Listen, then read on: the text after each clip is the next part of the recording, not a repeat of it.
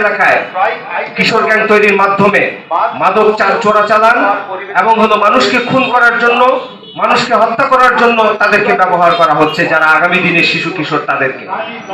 আমরা দেখছি বাংলাদেশের শিক্ষার্থীদেরকে, বাংলাদেশের শিক্ষার্থী আজকে উচ্চশিক্ষিতের সংখ্যা 47% উচ্চশিক্ষিত আজকে বেকার। বাংলাদেশের এই উচ্চশিক্ষিত মানুষদের, উচ্চশিক্ষিত ছাত্রদের, যারা বাংলাদেশের সর্বোচ্চ বিদ্যাপীঠ থেকে সর্বোচ্চ শিক্ষা নিয়ে যারা গ্রাজুয়েশন করা, তারা আজকে এই 47% মানুষ বেকারত্বের করুণ হাহাকারের মধ্যে তারা নিমজ্জিত হয়ে পড়েছে। 47% এই বেকারত্বের সমাধান আমাদের রাষ্ট্র আমাদেরকে দিতে পারেনি। আমরা দেখছি তাদেরকে চাকরি দেওয়া হচ্ছে না। এরপরে তাদেরকে উদ্যোক্তা হওয়ার জন্য যে রাষ্ট্রীয়ভাবে তাদেরকে অর্থনৈতিক যে সহযোগিতা করা দরকার উদ্যোক্তা হওয়ার জন্য, সেক্ষেত্রেও তারা সহযোগিতা থেকে বঞ্চিত হচ্ছে।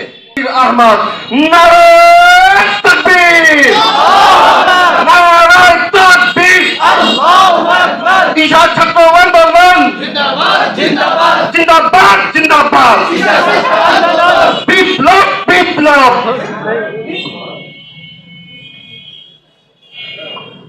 আসসালামু আলাইকুম ওয়া রাহমাতুল্লাহি ওয়া বারাকাতুহু।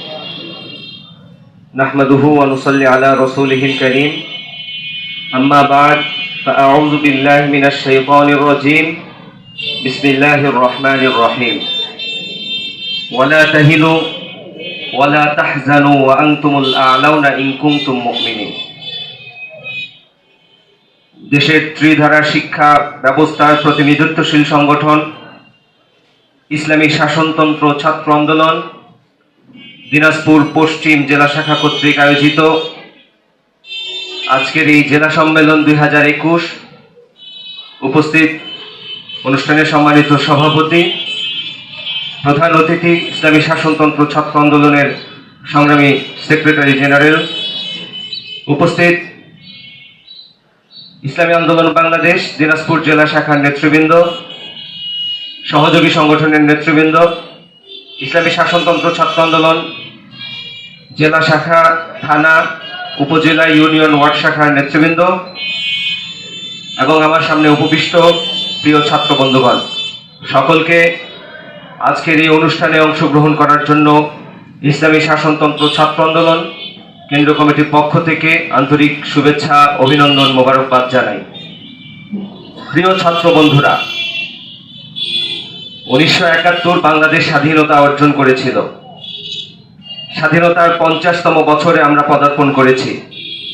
দুঃখজনক বাস্তবতা, বাংলাদেশের স্বাধীনতার ঘোষণাপত্রে উল্লেখিত সাম্য, মানবিক মর্যাদা এবং সামাজিক ন্যায় বিচার প্রতিষ্ঠার যেই স্বপ্ন নিয়ে, যেই ঘোষণা নিয়ে আমাদের বাংলাদেশের স্বাধীনতা অর্জিত হয়েছিল, 50টি বছরেও আমরা সেই সাম্য, মানবিক মর্যাদা এবং সামাজিক ন্যায় বিচার পাইনি।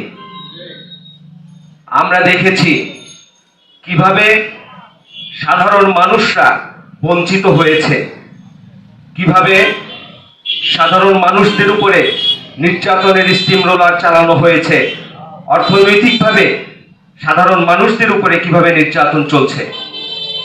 আমরা যখন কোনো বিচারের জন্য,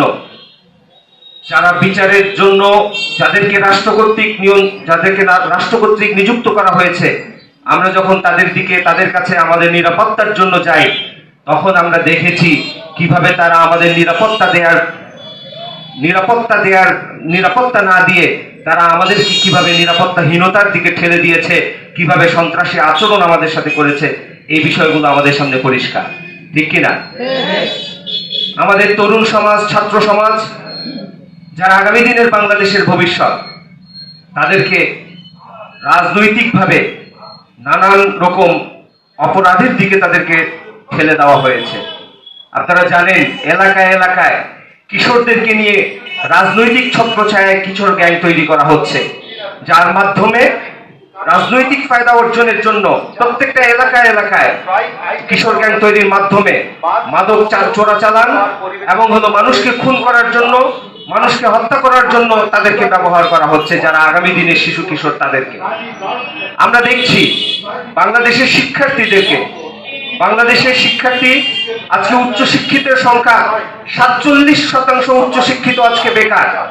বাংলাদেশের এই উচ্চশিক্ষিত মানুষদের, উচ্চশিক্ষিত ছাত্রদের, যারা বাংলাদেশের সর্বোচ্চ বিদ্যাপীঠ থেকে সর্বোচ্চ শিক্ষা নিয়ে যারা গ্রাজুয়েশন করা, তারা আজকে এই 47% মানুষ বেকারত্বের করুণ হাহাকারের মধ্যে তারা নিমজ্জিত হয়ে পড়েছে।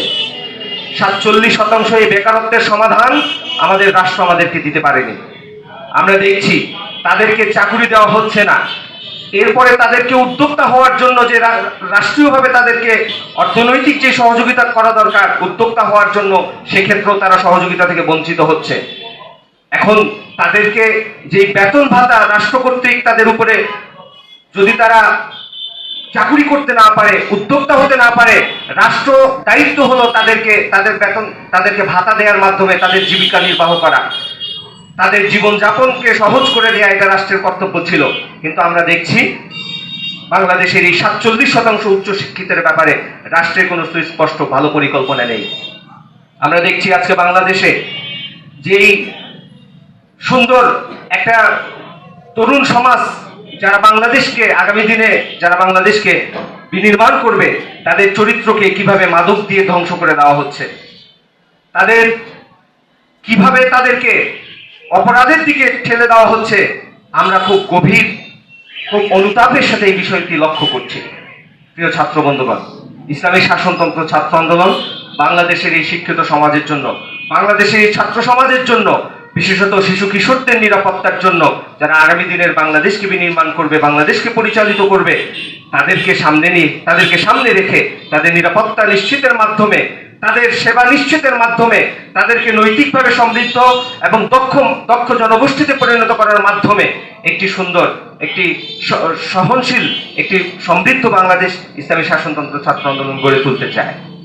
ইসলামী শাসনতন্ত্র ছাত্র আন্দোলন বাংলাদেশ থেকে, গোটা বিশ্ব থেকে যে মানবতা হাহাকার করছে, মানবতা হারিয়ে গেছে, এই হারিয়ে যাওয়া মানবতাকে আবার ফিরিয়ে নিয়ে আসতে চায়। আমরা দেখেছি বাংলাদেশ, গোটা বিশ্ব থেকে ইসলামী হুকুমত পতনের, ইসলামী খেলাফত পতনের প্রায় 100 বছর হতে চলল। 100 বছরে গোটা পৃথিবী মানবতা হারিয়ে ফেলেছে, গোটা পৃথিবী ধ্বংসস্তূপে পরিণত হয়েছে। তরুণ সমাজরা তারা নৈতিকভাবে তাদের নৈতিকতা হারিয়ে ফেলেছে, তাদের পবিত্রতাকে তারা ধ্বংস করে ফেলেছে। ইসলামী শাসনতন্ত্র ছাত্র আন্দোলন চায় বাংলাদেশে সমৃদ্ধি অর্জনের পাশাপাশি সারা বিশ্ব থেকে হারিয়ে যাওয়া খেলাফতকে পুনরুদ্ধার করতে। খেলাফত পতনের এই 100 বৎসরের দশকে এসে ইসলামী শাসনতন্ত্র ছাত্র আন্দোলন ইসলামী হুকুমত, ইসলামী খেলাফত হারিয়ে যাওয়া বিশ্বকে আবার পুনরায় বাংলাদেশ থেকে নেতৃত্ব দিতে চায়। আমরা বাংলাদেশের শান্তি, বাংলাদেশের শৃঙ্খলা, সমৃদ্ধি, বাংলাদেশের রাজনৈতিক সম্প্রীতি, অর্থনৈতিক সমৃদ্ধি সহ সারা বিশ্বের হারিয়ে যাওয়া মানবতাকে ফিরিয়ে নিয়ে আসার জন্য কাজ করছি। আপনারা ইসলামী শাসনতন্ত্র ছাত্র আন্দোলন এই কর্মধারার সাথে আপনারা রয়েছেন। আপনাদের উপর অনেক বেশি দায়িত্ব, তৃণমূলের উপরে অনেক বেশি দায়িত্ব থাকে। এই দায়িত্বটা যথাযথভাবে আমাদের আঞ্জাম দিতে হবে। আমরা যদি এই দায়িত্ব আঞ্জাম দিতে ব্যর্থ হই, পৃথিবীর বুকে নতুনভাবে মানুষের সামনে যেই স্বপ্ন মোমবাতির মতো টিমটিম করে জ্বলে উঠছে, সেই স্বপ্ন আমাদেরকে নিয়ে দেখছে, ইসলামী আন্দোলন বাংলাদেশকে নিয়ে দেখছে, ইসলামী শাসনতন্ত্র ছাত্র আন্দোলনকে নিয়ে দেখছে। আগামীর বাংলাদেশ সুন্দর হবে, মানুষের স্বপ্ন দেখছে কাদের মাধ্যমে? আমাদেরকে নিয়ে স্বপ্ন দেখছে। গোটা বিশ্বে